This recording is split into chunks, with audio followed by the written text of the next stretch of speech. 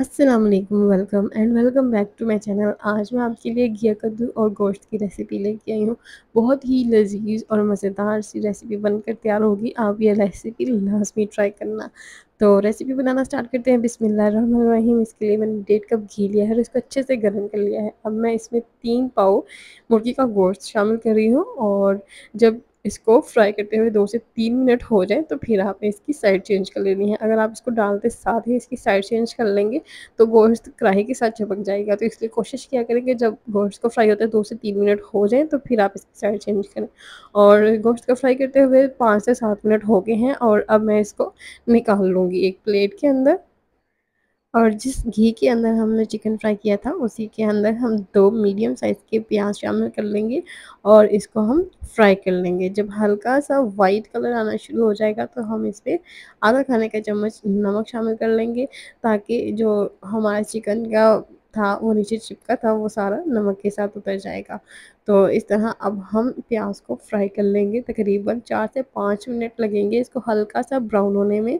जब हल्का-सा brown colour आना शुरू हो जाए तो फिर आपने इसमें 2 खाने के चम्मच अदरक लहसुन का पेस्ट शामिल कर लेना है और फिर इसको हम फ्राई करेंगे 2 से 3 मिनट के लिए। जब अदरक लहसुन और प्याज़ ये देखिए हल्का-सा ब्राउन होना शुरू हो गया है, अब इसमें मैं 2 टमाटर शामिल कर दूँगी, आधा खाने का चम्मच लाल मिर्च का पाउडर और आधा खाने का चम्मच मैंने हल्दी पाउडर इस्तेमाल किया है। ये बेसिक से मसाले इसमें इस्तेमाल होंगे, आप अपनी मर्ज़ी से ये मसाले कम या ज़्यादा कर सकते हैं। और अब हम इसमें डालेंगे 2 घूँट पानी, ताकि मसाला जले ना, और फिर हम इसकी भुनाई करेंगे। 5 से 7 मिनट आपने दरमियानी आँच पर इसको भूनना है, तब तक भूनना है कि जब तक टमाटर यकजान ना हो जाएँ। तो इसकी भुनाई से ही इसका मज़ा आएगा। और अब इस पॉइंट पे आपने इसमें जो हमने फ्राई किया था चिकन वो शामिल कर देना है, और चिकन शामिल करने के बाद भी आपने इसको 5 से 7 मिनट के लिए भूनना है। चिकन में एक स्मेल सी होती है, तो उसकी भुनाई से ही उसकी स्मेल जाएगी। इसलिए आपने चिकन को लाज़मी भूनना है।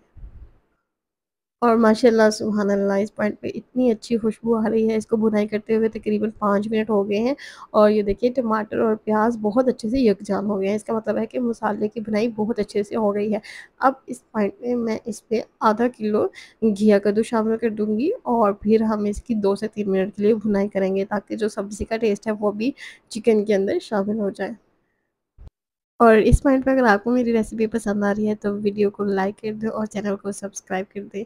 तो इस तरह मैंने घिया कद्दू डालने के बाद भी इसको भुनाई कर ली है, और अब हम इसमें पानी शामिल कर देंगे। इसमें 2 कप पानी जाएगा और आप अपनी मर्ज़ी से कम या ज़्यादा कर सकते हैं।